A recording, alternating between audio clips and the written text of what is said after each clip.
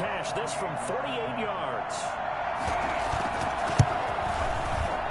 And this one is right down Broadway. And in the fourth quarter, this game is tied.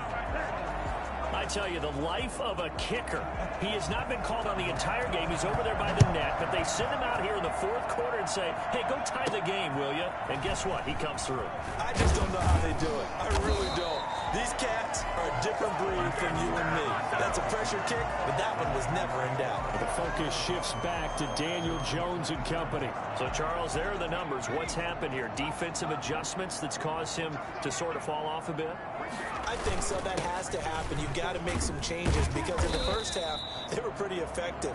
But the second part is sometimes when you're doing really well, you get off your game a little bit. You get off the gas a little. You're like, okay, we've got this thing. And that's not necessarily the case. Maybe right now, someone just needs to tell a joke in the huddle, loosen things up, and get their big guy going again. They run once more with Taylor. And he'll be taken down right around the 34 after a pickup of only a yard. The good run on first down followed up by a not-so-good run on second down. Now let's find out if they're going to stick with the run here on third down. A lot of people would love to see some play action here. I say go with your best running play over your best blocker.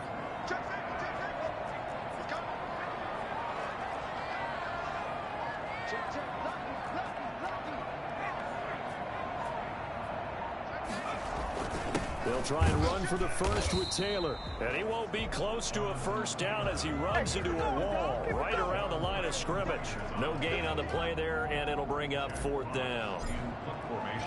He's having a big game running the football, but that one will hurt the yards per carry a little bit. Yeah, but the average he's got so far, that's the type of average he wants to take with him to contract negotiations, doesn't he? You rarely call your punter a weapon, but he certainly was there. How about that? Pinning him down at the 1-yard line and helping out the defense in a big way. I'm telling you what, if I'm a defensive coordinator, I might be thinking safety right now.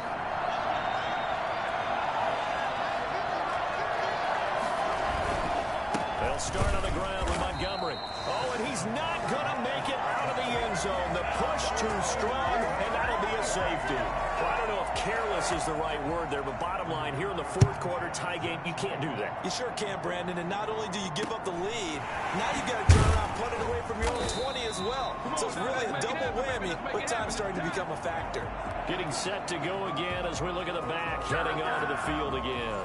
And we have seen a decline in the numbers. Where does the fault lie? Just him? Maybe the guys up front? Combination? Well, as you and I both know, it's almost always a collective deal. But in this case, I think maybe the offensive line got a little overconfident. They had blocked so well in the first half, picked up on what the defense was doing. I think we've seen an adjustment now that they have not picked up on, and now they're being a little bit overwhelmed. And when do they start thinking about burning these timeouts? They've got all three still defensively. To me, you have to start right now. Here's the time, and that means you've got to stop them on defense, not give up the yardage, use your timeouts in order to get the ball back and try and score yourself. But now is the time to start using those timeouts. And keep in mind, it'll also stop the clock at the 2-minute warning. Not totally home free yet, but it's looking good as they come up 1st and 10.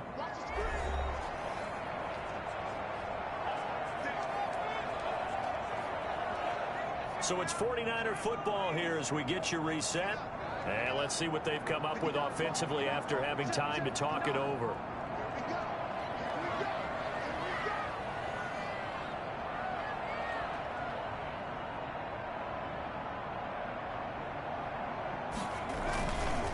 First and 10, Taylor now.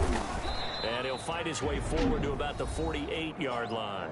And now right out of the 2-minute break, we'll get a timeout used defensively with 1:56 to go. Have to imagine this will be on the ground as well as they come up 2nd and 7. They'll try and run some clock here as they keep it on the ground. And they'll get him down as he's inside the 40. And now we're going to get a timeout defensively. So another stop. 1:50 left in the football game. So from the 39 now, they'll come up on a 1st and 10. Now Taylor. And he'll take this one down to the 36. The Rams going to be forced to use their 3rd and final timeout as they'll talk things over prior to this upcoming 2nd down play.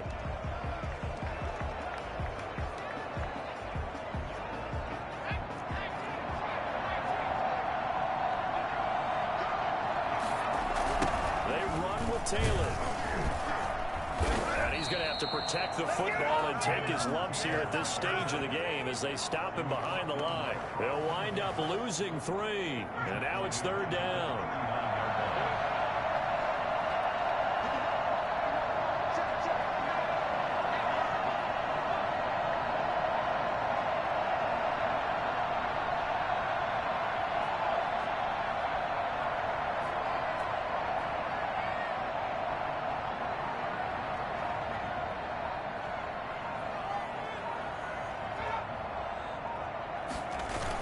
They'll run with Taylor. And he's going to be out of bounds down around the 35-yard line. 4 yards on the pickup there, but it's going to take him to 4th down. All right, just go ahead and say it with me. That was a mistake, yeah, for sure. Without a doubt, because at some point, put your foot in the ground, get upfield, and get down, protecting the ball. Don't go out of bounds, because when you go out of bounds, you're really just helping the defense. Yeah, not to be too hyperbolic, but it's like giving the D an extra timeout, isn't it? It certainly is. Gives them a chance to regroup, and it means you have to snap the ball an additional time, which always means the possibility of a mistake.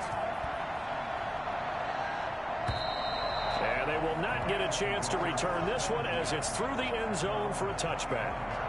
So all eyes on this Rams offense.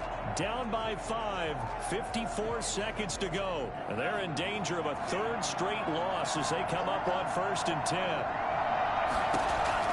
Back to throw. He's going to let it fly. And this would have been intercepted if he could have gotten the feet in. He didn't, so it's incomplete. Well, that one really could have turned this thing upside down.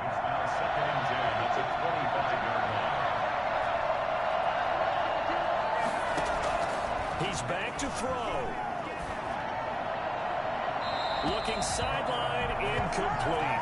They have to like what they've done defensively here at the outset of this drive. They forced a couple of incomplete passes, bring up a 3rd and 10. Don't be surprised to bring a little pressure on this snap. Now a desperation throw deep downfield. And unable to connect, incomplete. Now give them credit, they took their shot, but it's going to bring up 4th down. Tagovailoa going for it on 4th down. He'll get this one complete to Davis. And he'll have it past midfield almost to the 40 before being taken down.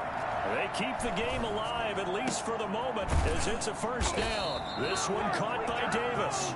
And brought down, but not before they're inside the 25. And between the last 2 plays, they moved it over half the length of the football field. Well, going into the final play of this game, they knew that they needed some type of a miracle there at the very end, but they couldn't get it done. However, we were treated to really a spectacular affair. Even though they didn't finish it off, you're exactly right. They took us down to the last play. We're still, you were wondering, could it happen? Possibly, even though we both knew it was a long shot. So for San Francisco, they remain as hot as anyone, 6-0 now through the first month and a half. And they will hit the road next week for a date with the New England Patriots. Meanwhile, for L.A., the loss here will move them back to 500 at 3-3. And they'll try and turn things around next week as they have a date at Soldier Field with the Chicago Bears. So for Charles Davis and our entire crew, I'm Brandon Gaudin. Next game, guess what? Charles and I will be here again. It's the NFL on EA Sports.